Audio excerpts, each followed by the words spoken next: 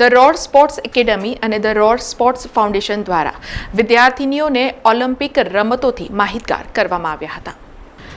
વડોદરા શહેરમાં the road sports academy અને the road sports foundation દ્વારા નેશનલ ગર્લ્સ ચાઇલ્ડ ડે નિમિત્તે વિવિધ સ્પોર્ટ્સ જેમ કે એર શૂટિંગ સ્પોર્ટ્સ, આર્ચરી તેમજ બેડમિન્ટન જેવી ઓલિમ્પિક રમતોથી પ્રાથમિક શાળાની વિદ્યાર્થીનીઓને માહિતગાર કરવામાં આવ્યા હતા.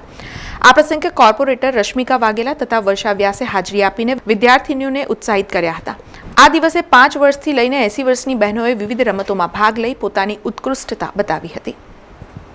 આજે સ્કૂલની બાળાઓને બોલાવી અને અહીંયા નિઃશુલ્ક ફાયરિંગ શીખવાડવામાં આવશે અને એ બદલ હું આજે સમગ્ર ટીમ જે રોડ એકેડમી ચલાવે છે, કોચથી લઈને સમગ્ર ટીમને અભિનંદન આપું છું. અને આ ખરેખર જ્યારે આપણે મહિલા સશક્તિકરણ અને ગર્લ ચાઇલ્ડને આટલું પ્રાધાન્ય આપીએ છીએ, આદરણીય વડાપ્રધાનશ્રીએ હંમેશા મહિલા સશક્તિકરણ પર ધ્યાન આપ્યું છે અને બાળકીઓ, દીકરીઓ આગળ વધે એની માટેના પ્રાધાન્ય આપ્યા છે. ત્યારે આવા સમયે ધ રોડ એકેડમીએ પણ એ લોકોને ફાયરિંગની ટ્રેનિંગ આપી છે, જે ખરેખર ખૂબ જરૂરી છે.